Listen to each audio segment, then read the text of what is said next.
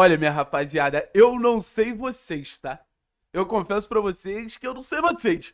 Mas eu acho que eu vibrei muito mais nessa vitória contra o CRB do que muito jogo importante de Libertadores, de Sul-Americana, de Campeonato Brasileiro da Série A, porque, pelo amor de Deus, cara, que nervosismo, que loucura. Vou ficar presenciando esse relógio passar, cada segundo passar, assim, demorava uma hora, cada minuto, cara, mas assim, vitória muito importante, não sei pra que vai servir essa vitória, eu espero que seja o início de uma arrancada que bote a gente ainda na briga pelo acesso, mas de qualquer maneira vencer era muito importante no contexto geral, né? Vencer era muito importante para o psicológico da equipe, vencer era muito importante para a gente ter um respiro, vencer era muito importante, até pensando em questões de tabela mesmo, para a gente não entrar num cenário complicado. Vou tentar respirar para falar aqui sobre o jogo, porque acho que tem muita coisa pra gente falar sobre essa partida, né? Daqui a pouco a gente fala sobre as questões individuais, que eu acho que são muito significativas também, mas eu acho que a gente precisa falar principalmente sobre as questões coletivas. Se eu posso definir esse jogo do Atlético em uma palavra, esse jogo do Atlético eu definiria como um jogo extremamente maduro. O Atlético ele foi uma equipe extremamente madura, tanto no primeiro tempo quanto no segundo tempo, no seguinte aspecto. Ele sabia que quanto mais ele ficasse exposto, mais ele ficaria vulnerável. Então, qual foi a prioridade do jogo do Atlético? Se manter compactado. Qual foi a prioridade do jogo do Atlético? Se manter próximo. O Atlético foi um time muito próximo. E logo depois que a gente toma o gol, a gente via um orientando o outro. Não, não avança não, fica aí, mantém o bloco, fecha o bloco. E você não fazia com que o Atlético novamente entregasse o jogo que qualquer adversário de Série B quer que o Atlético entregue. Que é um jogo, em muitos momentos, que parece dominante, mas é muito previsível, que o Atlético se expõe e o adversário aproveita os espaços para correr. Thiaguinho, Potker, o Douglas Baggio, Mikael, sabe? O Breno Herculano, nenhum teve espaço para correr. Enquanto isso, Mendonça, Viveiros, o próprio Zapelli, Luiz Fernando tiveram tantas e tantas e tantas transições. Foi o que a gente conversou ao longo da semana. O Atlético provocar adversários mais frágeis tecnicamente que ele ao erro, é natural que eles errem mais. E a gente jogando no erro do adversário, a gente pode aproveitar as brechas que um time mais frágil tecnicamente vai oferecer. O Atlético ele faz um gol, mas a gente sabe que poderia ter feito mais. O Atlético perdeu com o goleiro, com o Viveiros, mais de uma vez, né? Que teve no primeiro tempo o lance do Patrick e teve no segundo tempo o lance que ele dribla o goleiro e chuta pra fora. Teve uma bola do Mendonça que o Zapelli faz, assim, uma assistência maravilhosa. O Mendonça chuta travado no finalzinho do primeiro tempo. Então o Atlético também criou suas chances. Mas o Atlético, ele sabia. Saindo com baliza zero, a chance de ganhar era absurda. E foi o que eu sempre falei pra vocês. A partida do Beleza e a partida do Arthur foi muito boa. Mas não dependia só desses dois caras estarem defendendo. O Atlético precisaria que o Mendonça tivesse comprometido na marcação, o Luiz Fernando tivesse comprometido na marcação, o Viveiro tivesse comprometido na marcação, até o Santos.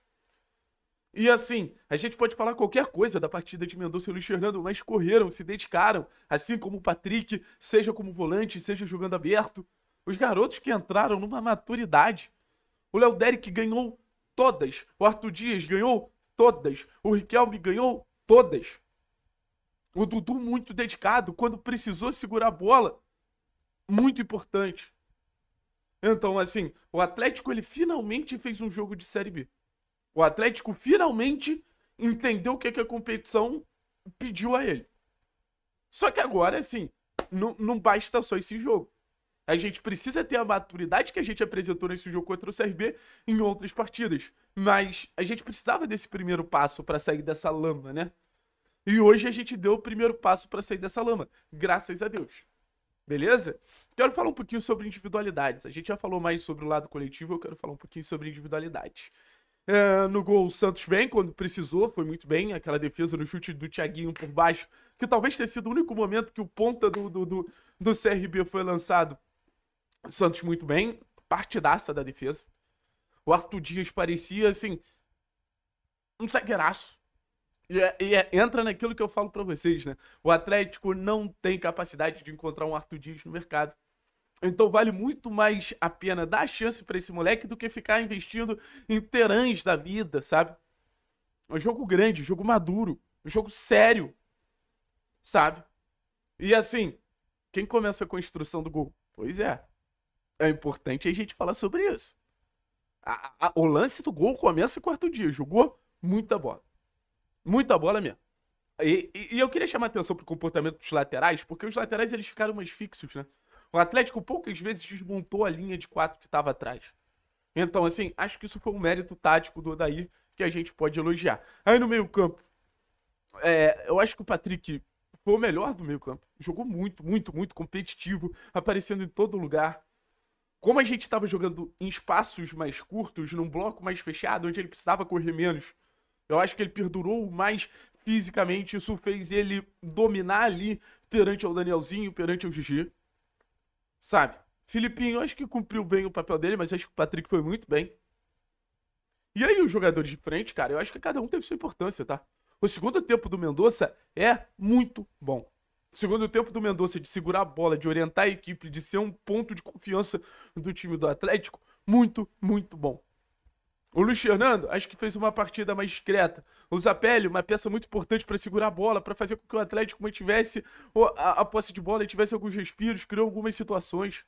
E o Viveiros nesse tipo de jogo, minha rapaziada, é o que eu falo para vocês. Tá aí no vídeo. Tá aí no vídeo que a gente falou sobre quem deveria ser titular, Viveiros ou Mendonça. Jogando em transição, cara, acho que poucos atacantes no futebol brasileiro são melhores que o Viveiros. Ele é um inferno para qualquer zagueiro, muito fisicamente avantajado. Muito, muito, muito. Então, assim, o Atlético ele dá um passo muito importante para respirar. Tem Corinthians no meio da semana, estarei na Arena da Baixada. Quem quiser dar um salve, vai ser um prazer. Agradecer aí a CW Milhas que possibilitou a minha ida à Arena da Baixada. E agora, assim, já pensar no próximo jogo, e no próximo, e no próximo, e no próximo. Continua acreditando no acesso, mas continua achando o acesso muito improvável. Que essa reação, ela pode ter vindo com delay, não tem problema. Essa reação, ela pode ter vindo atrasada. Zero a questão. Mas que a gente possa reagir até pensando em 2026. Se não der tempo de reagir, se o Atlético realmente conseguir engrenar uma reação, que a gente entre um pouquinho mais preparado para a competição. Porque eu acho que hoje o recado foi: o Atlético de Série B apareceu. Isso não é uma crítica.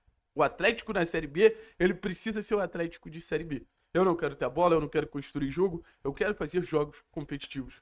E acho que o Atlético ele foi bem competitivo. E outra, bem maduro. Bem maduro. Tá bom, pessoal? Tamo junto. É nóis.